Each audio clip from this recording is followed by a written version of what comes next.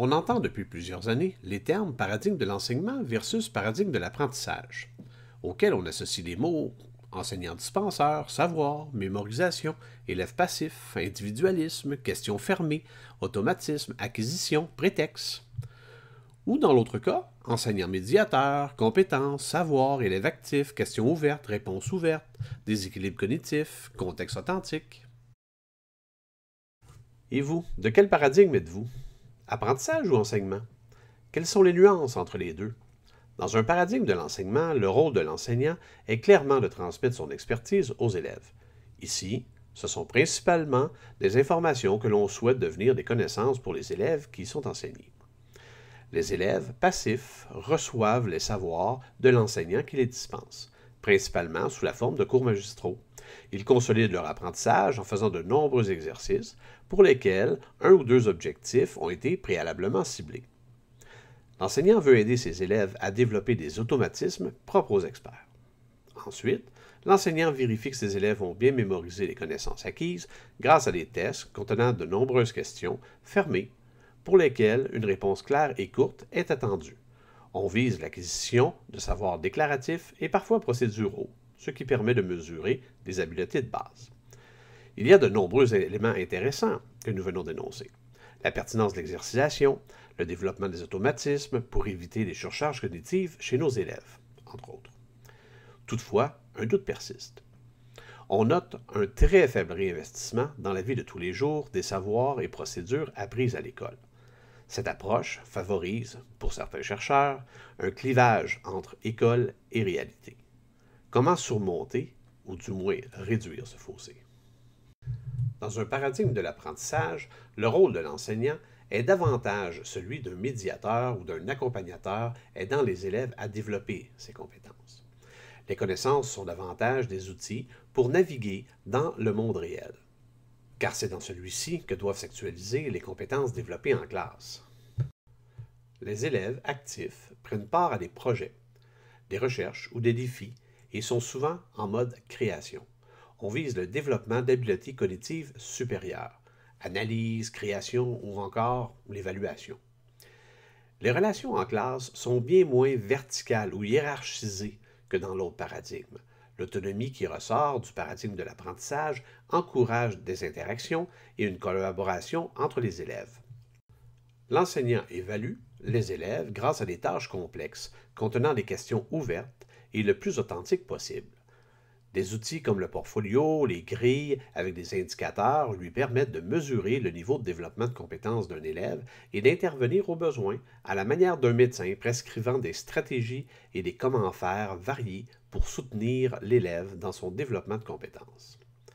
Est-ce à dire que le paradigme de l'enseignement est moins bon que celui de l'apprentissage? Comme on a souvent dit dans les médias, à propos de la réforme, il ne faut pas jeter le bébé avec l'eau du bain. Il y a de nombreux éléments de paradigme de l'enseignement qui fonctionnaient bien.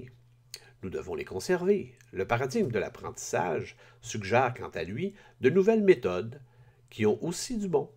Par exemple, pour développer des compétences ciblées dans un cours, la réalisation de situations d'apprentissage issues de la vie réelle est un incontournable.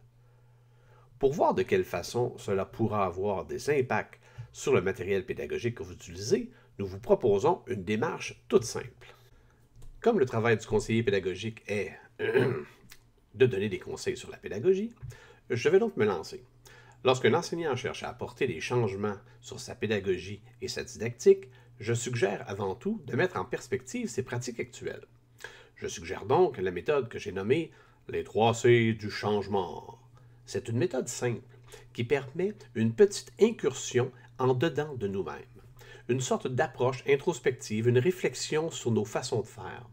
Ainsi, si vous désirez apporter des changements sur vos pratiques didactiques et pédagogiques, questionnez-vous sur ce que vous devriez cesser, continuer et commencer de faire. Le changement de paradigme de l'enseignement vers le paradigme de l'apprentissage suggère plusieurs modifications d'ordre pédagogique et didactique, certes, mais avant de mettre tous ces principes en action, analysez-les en les passant au tordeur d'idées. Que devrais-je cesser de faire?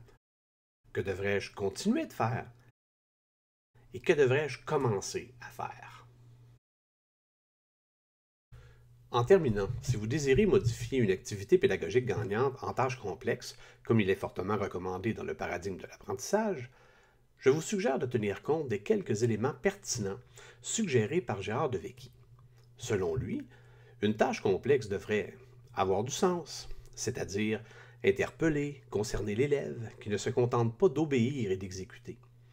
Être lié à un obstacle repéré, défini, considéré comme dépassable, et dont les élèves doivent prendre conscience à travers l'émergence de leur conception ou leur représentation mentale. Faire naître un questionnement chez l'élève, afin qu'il ne réponde plus seulement aux questions de l'enseignant. Créer une ou des ruptures amenant à déconstruire le modèle explicatif initiaux s'ils sont inadaptés ou erronés, correspondent à une situation authentique, si possible liée au réel, pouvant ouvrir sur différentes réponses acceptables et différentes stratégies utilisables. Déboucher sur un savoir d'ordre général, une notion, un concept, une loi, une règle.